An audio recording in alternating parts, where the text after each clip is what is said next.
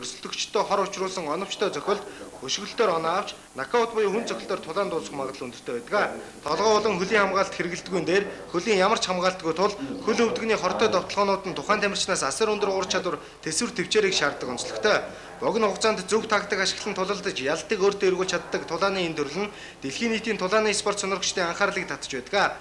Японд К1, Тайландд S1, Америк нэгдсэн улс, Канада, Оросын улбаны улсад MMA гэсэн боксинг тэмцээнүүд нь жил бүр зохиогддог бөгөөд тулааны спортыг сонирхчид төдийгүй дэлхийн хэвлэл мэдээлэл телевизүүдийн анхаарлыг татсаар байна.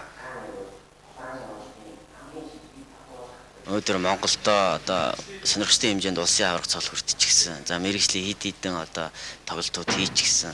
За мөн дэлхийн ТV аварга шиднэд оролцчихсан туршлагатай тамирчдаас бүрдүүлж байгаа. За ерөөсө гол арга хэмжээ бол насан туршидтын 60-70 кг хооронд болно. За 70 кг бол одоо яг нөгөө K1 гэдэг үзэгчдийн мэдэх томхон тулааны гол чин. Энэ тулаан бол бас их сонирхолтой болох баг. K1-д орж тоглож исэн тамирчдаас ор тоглоно гэсэн мэдүүлэг өгсөн байгаа. Гэтэ өнөөдөр бас 14-ний өдөр эцсийн мэдүүлэг өгөх боломжгүй. Яагаад тэгэхээр тамирчид жингээ үзүүлэх хэвээр, эмчийн үзлэг тамрагдах хэвээр. Энэний дараа одоо тамирчдын яг эцсийн одоо мэдүүлгийг сэтгүүлчдэд бол танилцуулах хэвээр байдаг. Энд бид нэр Монголын шилдэг кикбоксчдыг төрүүлэх, Монголдо төдийгүй дэлхийд алдартай тамирчдыг бий болгох. Тэдний одоо алдаршуулах энэ чиглэлээр үйл ажиллагаа чиглүүлээ гэсэн бодолтой байгаа.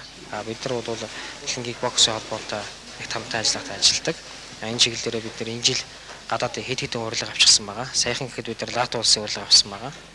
Ингээд энэ тэмцээнүүд бид нар амжилттай оролцсон гэж бас бодож байгаа, бас итгэлээ хангаж байгаа. Дотооддоо болон гадааддаа энэ тэмцээнүүд оролцоно гэсэн зорилготой явж байгаа.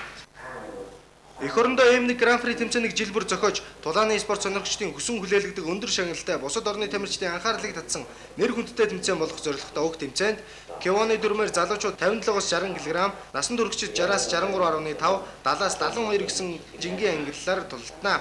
Энэхүү тулааныг Мишель Төв, хаяг реклам чимэглэлийн Юни Дизайн, Trade Mebel компаниуд ивентэтгэж байгаа бөгөөд мэдээллийн ивентгэгчээр TV9, TV5 телевизүүд болон FM 103.6-гийн хамт олон оролцож байна. Мэдээллийг ирүүллээ. Монголчууд өдний зөвхөн телевизээс харж байсан K1-ы тулаан Монгол зохиогдохор боллоо. Монголын кикбоксing K1-ы тамирчин дэлхийн аварга амар баясгалангийн санаа ажиллагаар түүний мэрэгжлийн иргэнд хийх чансаа ахиулах тулаан 2008 оны 5 дугаар сарын 23-нд Монгол бүх өргөнд болох гэж байна. Энэ удаагийн түүний өрсөлдөгч нь Япон улсын аварга K1-ы тамирчин цагаан бар хожид Хакудо юм. Хакудо энэ жил 28 настай 175 см өндөр 70 кг-ийн чинтэй